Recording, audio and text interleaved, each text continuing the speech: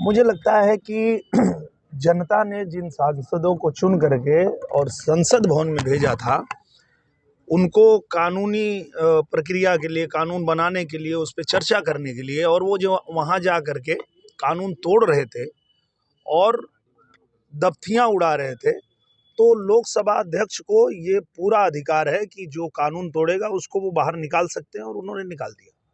विपक्ष की मांग जायज़ है तो गृह मंत्री जी ने उस पे जांच बैठाया है और जांच की रिपोर्ट आ जाएगी। और आपकी जानकारी के लिए बताऊं कि ये पहली बार नहीं हुआ है।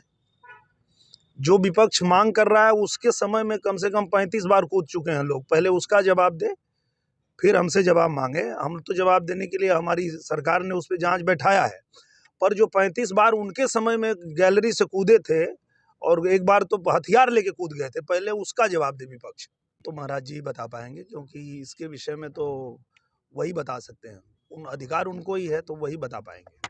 एयरपोर्ट को डीजीसीए ने लाइसेंस दे दिया है और वही आखिरी पड़ाव था कि लाइसेंस मिलते ही और उड़ान शुरू करेंगे। तो अब जब लाइसेंस भी मिल गया है तो अब मुख्यमंत्री जी और प्रधानमंत्री जी दोनों लोगों को मैंने निवेदन किया है कि जब भी समय दे देंगे तो उसका हम लोग उद्घाटन करेंगे। कर लेना चाहिए, क्योंकि रामलला का दरबार सज रहा है जनवरी में, तो जनवरी में ही यहाँ से उड़ान अगर शुरू हो जाएगी तो आजमगढ़ के लोग भी अगर यहीं से सीधा उड़ान भर के जाएंगे अयोध्या तो और अच्छा लगेगा। उसमें तेज़ी लाने के लिए मैं अभी रेल मंत्रालय में जा करके और मिला हूँ और उसमें तेज़ी लाने के लिए उनको निवेदन किया है, और मुझे लगता है कि अब बहुत तेज़ी से काम आगे बढ़ेगा। अर्पण भी होगा, उसका निरीक्षण कर लिया है महाराज जी ने, और महाराज जी ने उनको निर्देश भी दिया है कि जितना जल्दी से जल्दी हो कार्य पूरा करके दीजिए, ताकि उसका हम लोग लोकार्पण करें।